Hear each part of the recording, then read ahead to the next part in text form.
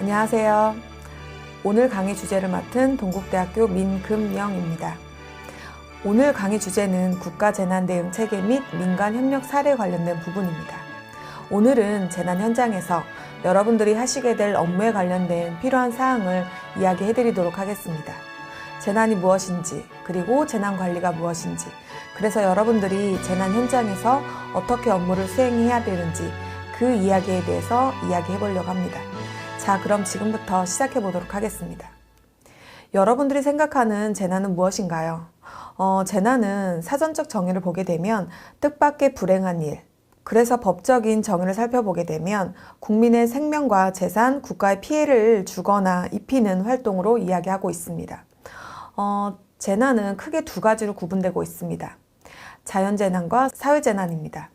자연재난은 태풍, 지진, 산불, 폭설 등 자연현상으로 발생하는 어떤 원인과 인자를 포함하고 있습니다. 사회재난은요, 붕괴나 화재, 폭발들과 같은 인위적인 결과에 의해서 피해로 대상 시설물에 대한 피해가 발생하는 형태의 재난입니다. 자, 그럼 재난의 환경은 계속 변할까요? 가만히 있을까요? 과거의 재난과 현재의 재난, 그리고 미래의 재난은 다르고 있습니다. 그러면 자연재난은 어떠한 변화 양상을 보이고 있을까요? 최근 기후변화에 따른 재난 환경의 변화를 살펴보게 되면 지난 100년간 지구 연평균 온도는 0.74도씩 약 1도씩 상승을 했고, 평균 해수면 온도는 1990년대 이후 연간 3.1씩 상승을 했습니다. 만약 2050년에 약 2.3도씩 기온이 상승한다면 지구에는 어떠한 일들이 발생할 거며 자연재난은 어떠한 일들이 발생할까요? 이와 같이 이상기후는 태풍, 집중호우 발생 횟수를 증가시키고 가뭄과 홍수와 같은 이러한 발생 원인이 되기도 합니다. 그렇다라고 하면 사회재난, 우리가 지금 겪고 있는 코로나와 같은 감염병, 화재, 붕괴와 같은 사회재난은 어떻게 변하고 있을까요? 재난은 외부 환경 변화는 자연현상에 의한 기후 변화뿐만 아니라 사회 발달로 인한 여러 가지 요인들로 인해서 그 변화 양상도 바뀌고 있습니다. 한번 그 첫 번째 원인을 볼까요? 첫 번째는 급속한 사회화로 인해서 사회 시스템이 변화했습니다. 따라서 도시로 인구가 집중하고 그 결과 도심 지역에서는 빈번하게 화재가 발생을 하거나 대형 교통사고가 발생하는 등 인적 재난에 관련된 피해가 많이 발생하고 있습니다.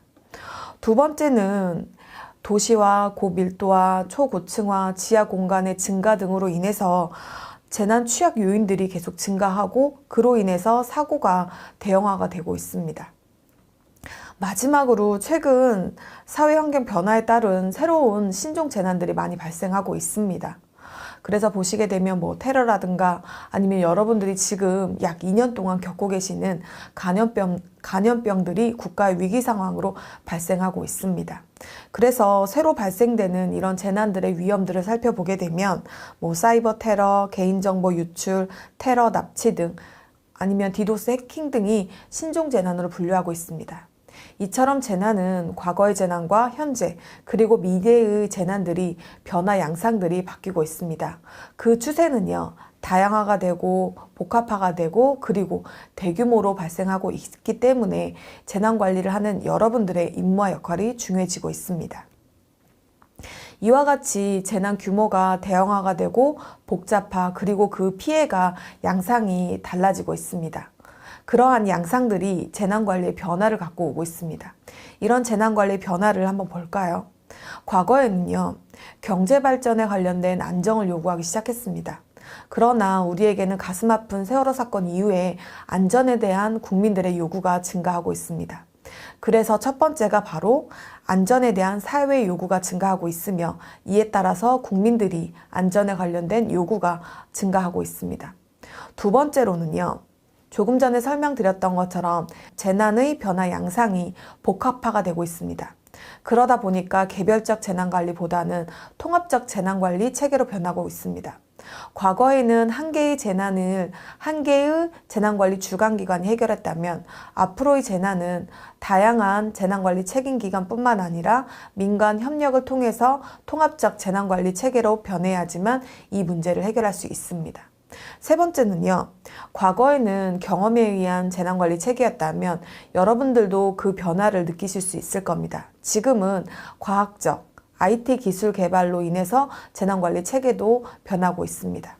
네 번째로는요, 과거에는 재난이 발생한 이후에 어떻게 하면 복구 중심의 재난관리 체계로 갈 것인가 였다라고 하면 지금은 예방 중심의 재난관리 체계로 변하고 있습니다.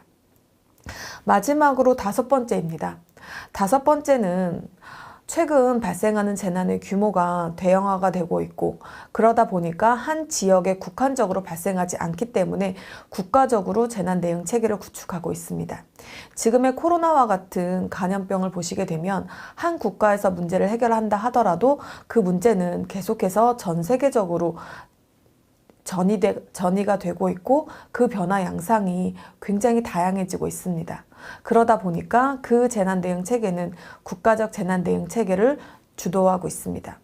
마지막으로는요, 과거에는 관주도형의 어떤 재난관리 책임기관들 아니면 재난관리 주관기관들을 중심으로 재난관리 체계를 만들었다라고 하면 지금은 민간 아니면 시민들이 자발적으로 재난 대응에 참여해서 역할을 수행해주는 시민 참여형 재난관리 체계를 구축하고 있습니다. 이것이 재난 환경 변화에 따른 재난관리 체계를 구축하는 내용일 것입니다. 자, 여러분들은 그럼 기억 속에 계시는 대규모 재난은 무엇이 있을까요? 지금부터는 21세기 최악의 재난에 대해서 이야기 한번 해보도록 하겠습니다. 10위는요, 2011년도 동일본 대지진입니다. 사망자는 18,400명이었습니다.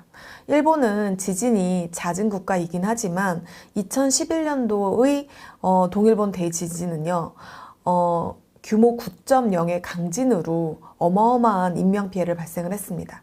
다만 동일본 대지진이 인명피해뿐만 아니라 이와 같은 최악의 재난으로 기억되는 이유는 뭐냐면 후쿠시마 원전까지 방사능 누출까지 이어졌던 사건이어서 아마 그 피해는 지금까지도 이어지고 있는 것 같습니다.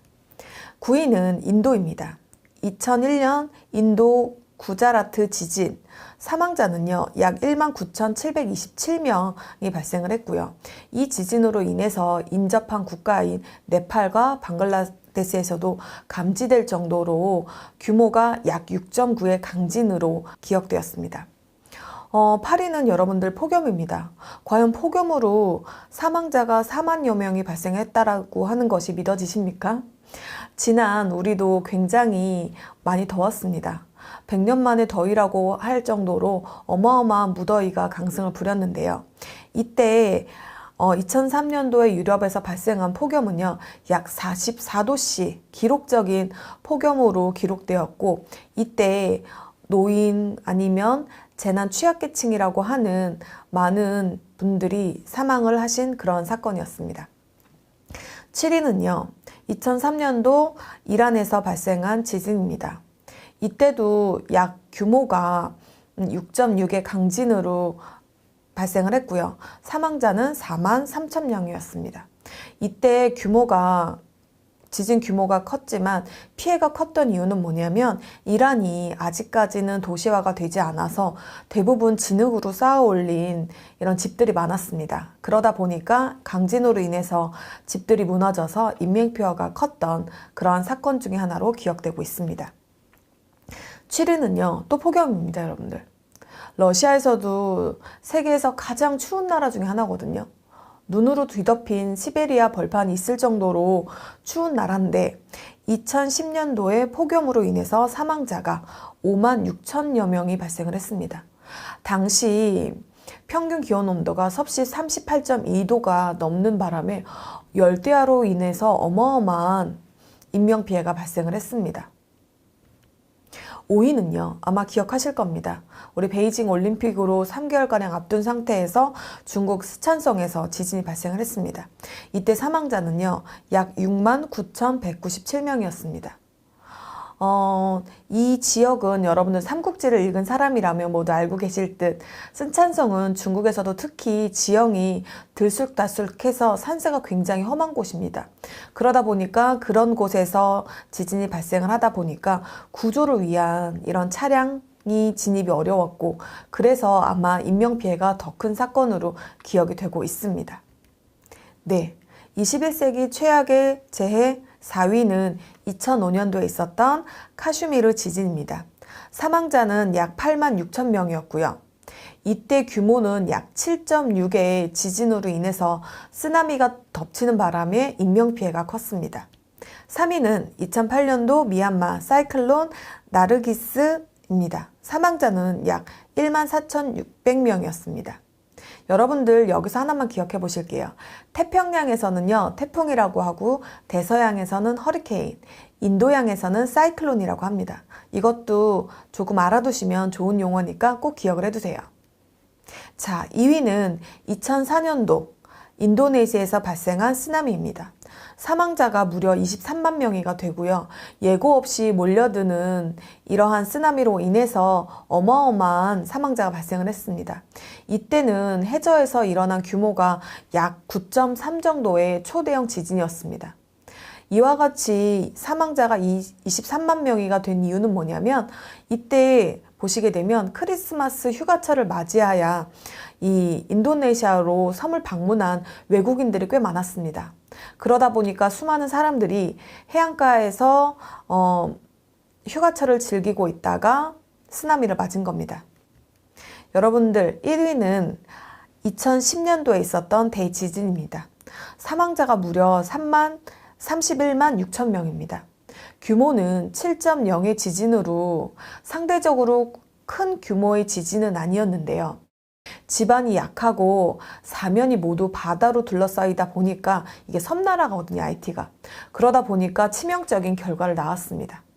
21세기 이래 역대 최대인 31만 6천 명이 사망을 했고 국가 인구의 약 3분의 1이 달하는 이재민이 발생한 것으로 기억하고 있습니다. 자, 그렇다라고 하면 국내에서는 어떠한 재난이 있었을까요? 여러분들 기억하시나요? 10위는 바로 성수대교 붕괴 사고입니다. 그리고 9위는 이리역 폭파 사고입니다. 그리고 8위는 괌 아시아 항공기 추락 사고였습니다. 7위는 너무 오래전 일이긴 하지만 부산 구포 열차 전복 사고로 인해서 인명피해가 많이 발생을 한 사건입니다. 4위는 대형각 호텔 화재 사고고요. 3위는 2003년도에 있었던 대구 지하철 방화 사건입니다. 여러분들이 대구 지하철 방화 사건을 기억해야 되는 이유는 뭐냐면 2003년도 이전까지만 하더라도 많은 국가의 위기 상황들은요, 태풍 아니면 자연재난으로 인해서 국가의 위기 상황이 발생할 수 있을 거라 생각을 했습니다. 하지만 2003년도에 인적재난, 지금 사회재난으로 불리는 이러한 사고들이 국가의 위기 상황으로 발생할 수 있다라고 하는 처음으로 필요성을 느낀 것이 바로 대구 지하철 사건입니다. 여러분들 2위는요, 세월호 사건입니다. 2013년도에 많은 인명피해를 낳았던 이런 세월호 사건으로 인해서 정부의 재난대응 체계 혹은 많은 이런 시스템들이 바뀌었습니다. 여러분들 1위는요, 상품백화점 붕괴 사고입니다. 자, 여러분들 지금 보시는 것처럼 과거의 재난과 현재의 재난, 그리고 앞으로의 재난은 재난 변화 양상뿐만 아니라 그 피해 규모가 어마어마하게 커질 예상입니다. 그렇기 때문에 민간 협력을 통해서 여러분들의 임무와 역할이 중요한 시점이라고 보시면 되겠습니다. 네, 그럼 지금부터는 재난관리 체계에 대해서 이야기해 보도록 하겠습니다. 따라서 재난관리 프로세스, 조직, 그리고 재난에서 꼭 기억해야 될 세 가지에 대해서 말씀드리도록 하겠습니다. 재난관리 단계는 앞에 보시는 것처럼 예방, 대비, 대응, 복구로 나눠져 있습니다. 따라서 재난을 사전에 예방 대비하고 재난 발생 시 대응 활동과 피해의 수습과 복구를 위한 모든 활동을 의미합니다. 많은 학자들마다 재난관리 단계나 의미는 조금씩 다르고 있지만 여러분들이 기억하실 건 재난관리란 국민의 생명과 신체 그리고 재산의 피해를 각종 재해로부터 예방하고 재난 발생 시 그 피해를 최소화하기 위한 일련의 활동으로 네 가지로 구분해 보시면 좀 될 것 같습니다. 재난관리 4단계는요, 평상시 수행하는 예방활동, 대비활동, 그리고 재난이 발생을 하거나 혹은 임박해 있을 때 하는 활동들이 복구와 대응 활동입니다. 여러분들도 예방, 대비, 대응, 복구에서 어떤 임무와 역할을 하셔야 되는지 학습하셔야 될 겁니다. 한번 예방, 대비, 대응, 복구에 대해서 조금 자세하게 말씀을 드려보겠습니다. 예방 단계는요, 재난이 발생하기 사전에 방지하기 위한 일련의 활동으로서 실제 위기를 발생하기 위한 위험 요인을 미리 제거하는 활동입니다. 그래서 예방 단계에서는요, 가급적 일어나지 않도록 억제하거나 완화하는 과정을 의미합니다. 대비는요, 재난이 발생을 하였거나 혹은 재난이 임박한 위기 상황에서 실제 수행해야 될 임무와 역할입니다. 따라서 사전에 계획하고 준비하고 교육하고 훈련하고 그래서 실제 상황이 발생을 했을 때 신속한 대응 활동을 하기 위한 일련의 사전 준비 활동이라고 보시면 될 것 같습니다. 여러분들 태풍이 제주도로 북상하고 있다. 그러면 우리 대비하십시오 라고 하시잖아요. 그래서 이 대비가 그 대비인데요. 다만 여러분들이 기억하실 건 대비를 세 가지로 좀 기억해 주시면 좋을 것 같습니다. 평상시 대비활동. 그래서 평상시 대비활동은 지금 여러분들이 교육을 받거나 훈련하는 이런 활동인 거고요. 아니면 특별한 이벤트 기간이 있습니다. 뭐 산불 조심 기간, 아니면 폭염 기간, 뭐 이렇게 특별한 이벤트 대책 기간도 대비라고 하고요. 마지막으로 위기 징후가 발현되는 그러한 시기를 대비 단계라고 보시면 좀 될 것 같습니다. 그러면 대응 단계는요. 대응 단계는 재난이 발생을 한 이후에 비상 조직을 가동해서 국가의 자원과 역량을 효율적으로 활용을 해서 신속하게 대응하는 일련의 활동들을 담겨져 있는 거고요. 재난 대응의 목표는요, 신속하게 그 재난의 피해의 원인이 된 부분을 제거하거나 혹은 피해 확산을 방지하기 위한 활동이고요. 가장 중요한 것이 무엇이냐면 2차, 두 번째 재난이 발생하지 않도록 하는 활동들입니다. 그래서 이때는 재난 예경보가 발령이 된다거나 구조, 구호, 구급 등의 활동들이 일어나는 모든 활동들이 대응 단계라고 보시면 될 것 같습니다. 복구 단계는요. 재난이 발생한 이후에 어떠한 이벤트, 재난의 위험이 제거가 되거나 해소가 된 이후에 재난 발생 이전 상태로 회복하는 일련의 활동들이 바로 복구 활동입니다. 그러면 여러분들은 재난관리 조직에 대해서도 아셔야 됩니다. 재난관리 조직은요, 두 가지로 구분할 수 있습니다. 꼭 기억을 해도 돼요. 재난관리 주관기관, 그리고 재난관리 책임기관입니다. 재난관리 주관기관은요, 앞에 보시는 것처럼 재난이나 각종 사고에 대해서 그 유형별로 예방, 대비, 대응, 복구의 업무를 주관하여 수행하는 기관을 우리가 재난관리 주관기관이라고 합니다. 한마디로 대한민국은 재난의 주인이 있는 나라입니다. 그래서 산불이 발생했다라고 하면 산림청, 철도사고나 아니면 도로사고가 발생하면 국토교통부, 이처럼 재난관리 주관기관은 재난의 주관이 되는 중앙부처를 의미합니다. 그렇다라고 하면 지금 코로나, 감염병은 어디일지 한번 생각해 보시면 재난관리 주관기관이 명확하게 의미를 해석하실 수 있습니다. 그래서 이 재난관리 주관기관은요, 재난 발생 우려나 또는 재난 발생 시 중앙사고수습본부가 운영이 되고 설치하고 실제 재난의 어떤 조정 역할을 담당하는 곳이 바로 재난관리 주관기관입니다. 재난관리 책임기관은요, 예방, 대비, 대응, 복구를 업무를 수행하는 모든 기관으로서 재난 현장에서 재난 수습을 지원하거나 재난 활동을 하는 이 모든 활동을 재난관리 책임기관이다라고 이야기를 합니다. 그래서 충청남도, 지자체, 도로공사, K워터 이렇게 되는 거고요. 여러분들 여기 보시게 되면 국토교통부도 재난관리 책임기관인데 라고 하실 수도 있는데 큰 의미에서는 모두 재난관리 책임기관이고요. 그 중에 각 재난 유형별로 총괄을 하거나 주관하는 기관이 하나씩은 존재하는 겁니다. 그래서 여러분들 앞에 보시게 되면 한국의 재난관리 체계 조직은 지금 보시는 것처럼 복잡하게 좀 되어 있습니다. 복잡하게 되어 있는데 간단하게만 설명을 드리게 되면 한국의 재난관리는 평상시와 비상시로 구분하게 됩니다. 지금 보는 그림은 비상시 운영되는 국가의 재난관리 조직 체계입니다. 지금 보시게 되면 중앙에 중앙재난안전대책본부가 있고요. 그리고 조금 전에 설명드렸던 재난관리 주관기관이 중앙사고수습본부를 만들 수 있고 그 사고수습본부의 중앙사고수습본부 지원단이 있고 그 밑에 시도, 시군구 그리고 재난에서의 현장에서 임무와 역할을 하는 재난현장통합지원본부가 있습니다. 그리고 여러분들은 읍면동 아니면 일선에서 지역에서의 지역 주민들을 보호하는 업무를 띠게 되는 지역자율방재단이 있습니다. 여러분들은 지금 보시는 비상시 아니면 여러분들 예방하고 대비 활동도 있긴 하지만 대부분 비상시 때 지역 주민을 보호하는 일련의 활동들을 하는 게 바로 여러분들이 하시게 될 지역자율방재단입니다. 지역자율방재단은요. 대규모 재난 발생 시에 지역 주민이 우선적으로 행동할 수 있고 피해를 최소화할 수 있는 활동을 도와주는 지원하는 역할을 하는 것이 바로 지역자율방재단입니다. 그래서 평상시에는 어떤 업무를 하시게 되냐면 자체적으로 지역에 취약한 지역 아니면 위험한 지역에 어떤 안전점검을 실시한다던가 아니면 교육이나 훈련, 홍보활동을 담당하는 것이 평상시 업무입니다. 그리고 비상시 때는요.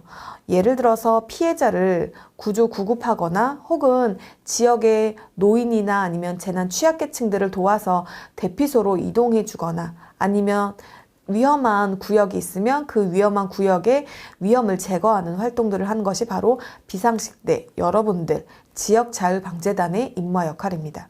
그러면 조금 더 지역자율방재단의 임무와 역할을 살펴보도록 하겠습니다. 지금 보시게 되면 여러분들 제가 평상시와 비상시로 여러분들의 임무와 역할을 좀 구분해 두었습니다. 그래서 여러분들 보시게 되면 평상시 때는 재난 취약 계층을 돌보기도 합니다. 여러분들 기억하시죠? 세계 최악의 21세기 재해를 봤더니 한 3개, 2개, 3개 정도가 폭염이었습니다. 이때 노인분들은 굉장히 취약하거든요. 따라서 지역자율방재단인 여러분들은 지역의 재난 취약 계층들을 돌보거나 아니면 우리 지역에 취약 지역이 있으면 예찰 활동을 통해서 통제하거나 아니면 그 위험을 제거하는 활동들을 하시는 것이 평상시 여러분들의 임무와 역할입니다. 코로나로 인해서 지금 지역 축제가 조금 활성화가 안 되고 있는데 지역 축제가 행사가 이루어지게 되면 여러분들은 행사장 안전관리 요원으로서도 활동하는 것이 여러분들의 임무와 역할입니다. 자, 그럼 여러분들 비상시 때는 어떠한 임무와 역할을 하셔야 될까요? 비상시 때는 재난이 발생하거나 재난이 임박해 있을 때 기상청에서 특보가 발령이 되어서 오늘 밤에 우리 지역에 태풍이 지나간다라고 했을 때 여러분들은 어떠한 임무와 역할을 하셔야 될까요? 첫 번째로 기관장님이 여러분들의 소집 명령을 내리실 겁니다. 그럼 여러분들이 소집 명령 지역에 가시면 됩니다. 그래서 누구는 상황 판단 회의 참석을 위해서 상황실로 가시고 누구는 취약 지역을 가시고 누구는 노인정을 가시고 이렇게 여러분들이 배분이 되시게 될 거예요. 그럼 여기서 기억하실 용어가 하나가 바로 상황 판단 회의입니다. 상황 판단 회의는요, 재난이 발생하거나 혹은 재난이 임박했을 때 기관장님을 모시고 상황실에서 할 수도 있고 재난 현장에서도 하실 수 있어요.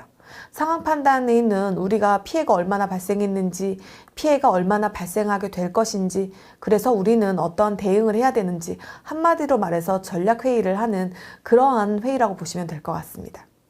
또한 상황실에 회의에 참석하시는 분뿐만 아니라 재난 현장 혹은 우리 관할 지역에 이동하시는 분들도 계실 거예요. 그래서 그분들은 어떠한 임무 역할을 하냐라고 이야기를 하게 되면 가장 중요한 게 인명피해를 최소화하는 활동입니다. 따라서 미리 대피소 가서 대피소가 이용이 가능하도록 점검하고 혹은 대피소에 위험 요인이 있으면 이를 제거하는 활동이 바로 여러분들의 가장 중요한 활동입니다. 그리고 위험 지역의 출입 통제예요. 지금 가로수가 막혀 있거나 아니면 지금 비가 많이 와서 뭐 차단이 필요한 이런 지역들이 있을 겁니다. 그러면 관할 경찰들과 함께 출입을 통제하고요. 두 번째로는 우리 관할 지역의 취약계층들을 좀 지원을 합니다. 그래서 노인을 포함한 몸이 불편하신 분들을 잘 대피할 수 있도록 여러분들이 지원해주는 역할을 하는 것이 바로 비상, 대응 단계 때인 거고요. 마지막으로 복구 단계에서는 우리 관할 지역에 피해가 너무 많이 있어요. 그러면 피해 지역에 현황 조사하고 이를 통해서 이재민들에게 구호 물품을 지원하는 역할을 하시게 되는 것이 지역자율방재단 여러분들의 임무와 역할입니다. 여러분들은 지역에서의 발생한 인명피해를 최소화하기 위해서 주민을 보호활동을 하는 지원 역할을 하시는 것이 가장 중요한 임무와 역할이라고 보시면 좀 될 것 같습니다. 그러면 우리와 유사한 조직이 미국과 일본도 있습니다. 일본이 가장 유사할 텐데요.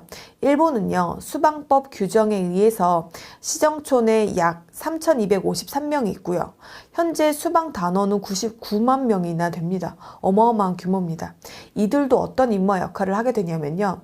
호우나 태풍 발생 시 수해가 발생할 위험이 있는 경우 이런 순찰 활동을 통해서요. 위험한 장소에 출입을 제한을 하거나 혹은 인명피해가 발생을 하게 되면 그 지역 주민들에게 대피하라고 하는 알림을 주거나 아니면 대피를 잘할 수 있도록 지원하는 역할을 담당하고 있습니다. 실제 일본에서 있었던 어떤 지역자율방재단 수방단의 사례를 보게 되면 2018년도 홍수가 발생을 했습니다. 이때 수방단은요, 조기 흙 대응을 통해서 침수를 방지했고요. 왜 지하나 이렇게 지하에 물이 차게 되면 안 되잖아요. 그러니까 그때 흙을 통해서 침수를 방지를 했고 수해 상습 지역의 배수 활동을 지원을 했고 지역 주민들이 피난을 잘할 수 있도록 대피를 유도한 역할을 했습니다. 다시 한번 여러분들이 가장 중요하기 때문에 지역 자율방재단의 여러분들의 임무와 역할을 조금 더 설명을 해드릴게요. 여러분들 예방 단계요. 예방 단계는 아까 뭐라고 했었죠? 위험을 사전에 제거하는 단계입니다. 그렇기 때문에 여러분들은 교육도 받고 훈련도 하고요. 그리고 지역 주민 대상으로 해서 홍보 활동도 실시하는 것이 바로 예방 단계고요. 또 예방 단계에서 가장 중요한 게 장비 상태를 점검하고 보수하는 역할을 하는 것도 여러분들의 임무와 역할 중에 하나입니다. 대비 단계는요. 지금 현재 태풍이 제주도에서 북상하고 있습니다. 이때 여러분들이 해야 될 임무와 역할입니다. 이때 뭐냐면 대피소로 가시는 겁니다. 대피소로 가셔가지고 대피소가 이용이 가능한지 안 한지, 또 대피소에 위험 요인이 있는지 없는지, 혹은 위험한 지역이 있습니다. 그러면 위험한 지역에 지역 주민들이 출입하지 못하도록 통제하는 역할들을 하는 거고요. 대부분 세월교라든가 하천 진입로에서 여러분들이 통제 활동을 하는 것이 바로 대비 단계입니다. 그러면 대응 단계는요, 실제 우리 관할 지역에 태풍이 온 상태예요. 이때는 지역 주민들을 무조건 대피시켜야 돼요. 그래서 대피를 유도하고요. 꼭 대피 안 하시겠다는 분들이 계세요. 그런 분들을 이제 자발적으로 대피를 할 수 있도록 관할 지역의 경찰분들과 함께 대피를 유도하는 활동도 여러분들의 임무와 역할 중에 하나인 거고요. 출입 통제, 그리고 여러분들이 현장에서의 어떤 상황 보고를 상황실로 해주셔야 돼요. 그래서 여러분들 보시게 되면 피해 지역에 어떠한 문제점들이 있는지, 그리고 피해 지역에 어떠한 물품과 자원이 필요한 것인지, 이런 부분들을 현황을 파악해서 지역자율방재단의 단장님이 계실 겁니다. 그 단장님들 통해서 보고하는 일련의 활동하는 것이 바로 대응 활동입니다. 복구는 피해 조사, 복구 활동으로 보시면 될 것 같습니다. 여기까지가 재난 대응 조직에서의 여러분들이 해야 될 임무와 역할입니다. 자, 지금부터는 여러분들이 재난 현장에서 임무와 역할을 수행하실 때 대한민국의 재난관리에서 꼭 알아야 될 3가지에 대해서 이야기해드리도록 하겠습니다. 첫 번째가 바로 위기경보입니다. 여러분들 지금 코로나로 인해서 위기경보가 어떤 단계인지 아신가요? 바로 심각 단계죠. 거기서 말하는 심각이 바로 위기경보의 심각입니다. 위기경보는요, 관심, 주의, 경계, 심각 4단계로 만들어져 있습니다. 따라서 이 위기경보는 재난관리 책임기관들의 대응을 위한 공통의 의사소통 체계입니다. 따라서 관심 단계야. 그럼 우리 모두 상황관리 체계 준비하자. 아, 주의나 경계 단계야. 아, 그럼 비상조직 빨리 꾸리자. 심각 단계야. 이처럼 각 단계별로 재난관리 책임기관들이 공통의 재난 대응 체계를 구축하는 일련의 활동이라고 보시면 될 것 같아요. 그래서 관심 단계는요, 현재 징후가 나타나긴 했지만 아직까지는 우리나라에 그렇게 큰 피해를 입힐 것 같지는 않은 거예요. 하지만 징후가 발현이 됐기 때문에 모니터링을 하는 단계라고 보시면 될 것 같아요.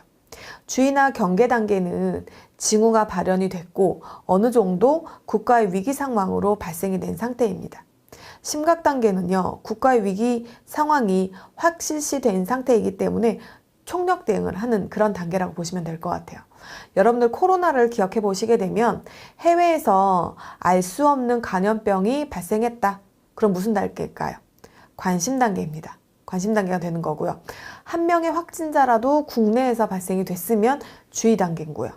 지역에 확산이 됐으면 경계 단계, 그리고 전국으로 확산이 되게 되면 심각 단계가 발생이 됩니다. 이처럼 위기 경보는요, 위기의 수준에 따라서 관심주의 경계 시간으로 구분되는 거기 때문에 여러분들은 위기 경보가 어떤 목적으로 또 어떠한 대응 체계를 필요로 하는지 꼭 알아두실 필요가 있습니다. 두 번째는 여러분들 바로 13개 협업 활동입니다. 지금 보시는 것처럼 13개 협업 활동, 13개의 기능은요, 재난이 발생을 하면 재난 현장에서 꼭 필요한 13개의 프로세스를 정의해 놓은 활동이라고 보시면 될 것 같습니다. 하나하나씩 좀 살펴보게 되면 첫 번째는 상황관리입니다.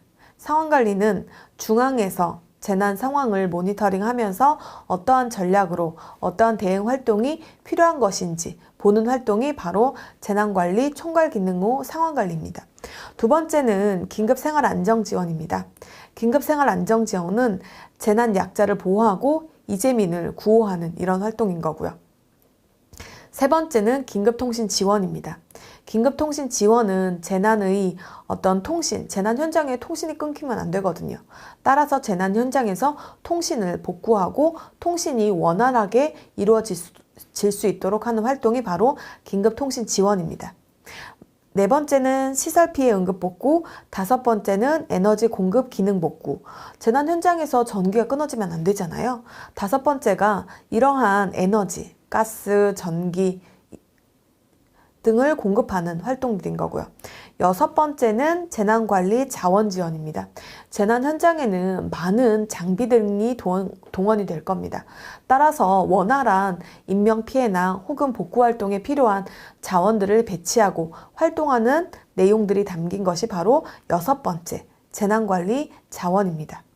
일곱 번째 교통대책은요, 실제 재난이 발생을 하게 되면 수송로도 확보를 해야 되고 응급 차량이나 아니면 복구 차량들이 재난 현장에 도착을 해야 되거든요. 그러기 위해서 교통 피해 상황을 파악하고 수송로라든가 수송 수단을 확보하는 활동들이 바로 일곱 번째 교통대책입니다. 여덟 번째는 의료 및 방역 서비스입니다.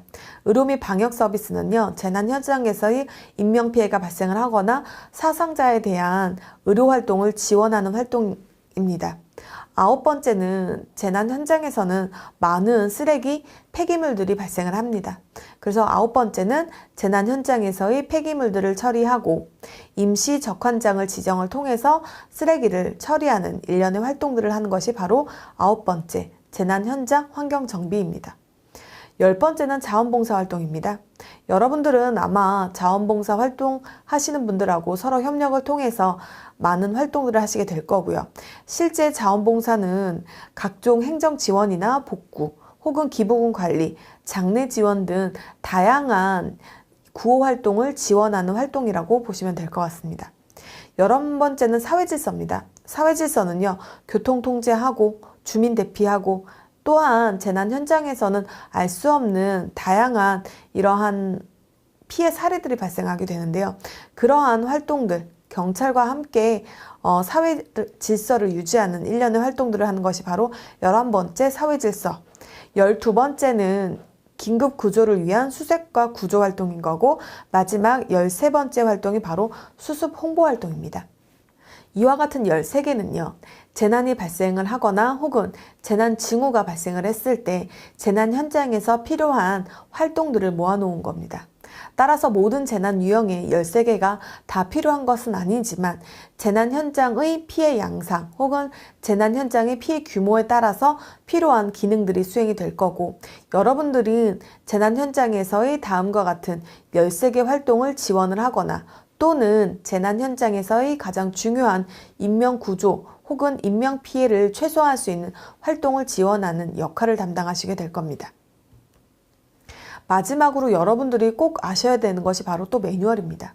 매뉴얼이다 라고 이야기를 하게 되면 여러분들 실제 가전제품을 사거나 아니면 전자제품을 사게 되면 왜 손바닥만한 이 핸드북 같은 거 있잖아요. 그게 우리가 매뉴얼이라고 하는데요.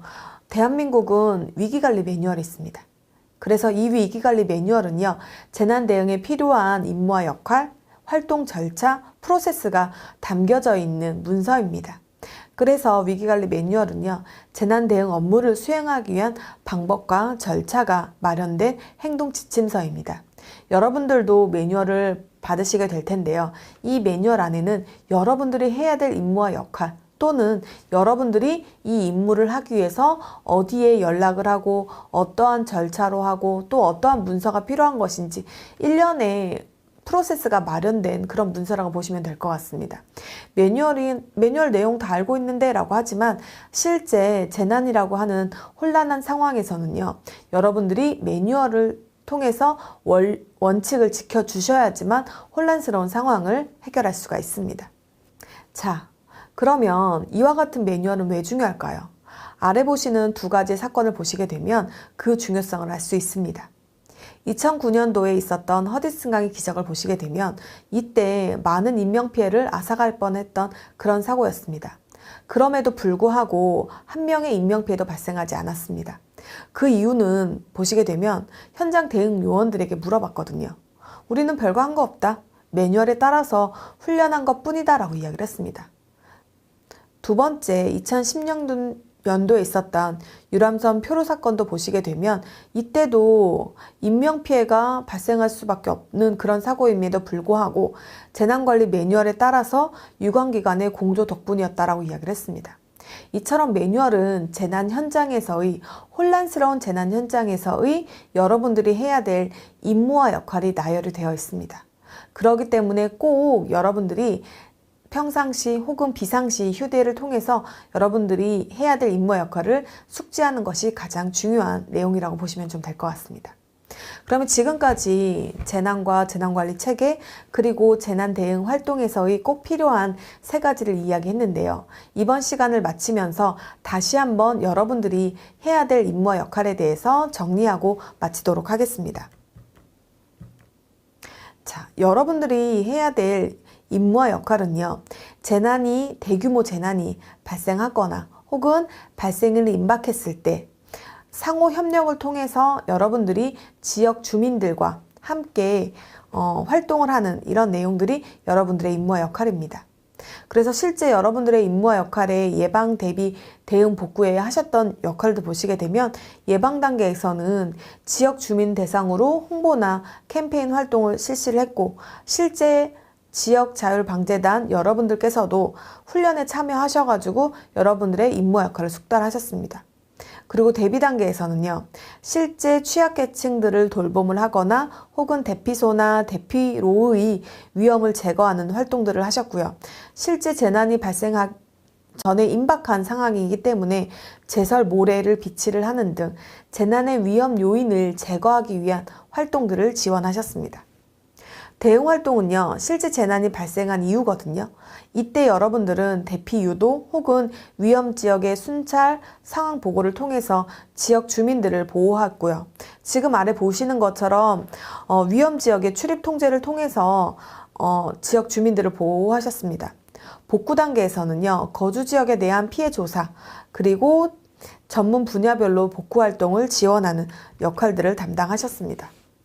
지금까지 여러분들이 지역자율방재단의 임무와 역할뿐만 아니라 현장에서 재난 대응 업무를 담당하시기 위해서 필요한 재난이 무엇인지, 그리고 재난 관리에 필요한 활동들은 무엇인지, 그리고 재난 현장에서 꼭 알아야 될 3가지는 무엇인지 설명을 드렸습니다.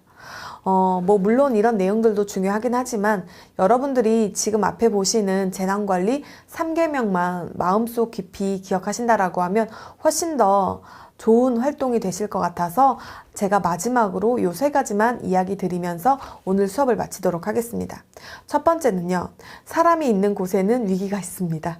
두 번째는 위기 대응에는 대응 타이밍과 사전 대응이 가장 중요하고, 세 번째는 위기는 회피의 대상이 아니라 여러분들이 적극적으로 대상해야 될 대상이기 때문에 여러분들의 활동이 지역 주민들의 한 명의 인명피해를 최소화할 수 있는 그런 활동입니다. 그렇기 때문에 꼭 여러분들이 적극적으로 대응에 활동을 해주셔서 인명피해가 최소화됐으면 좋겠습니다.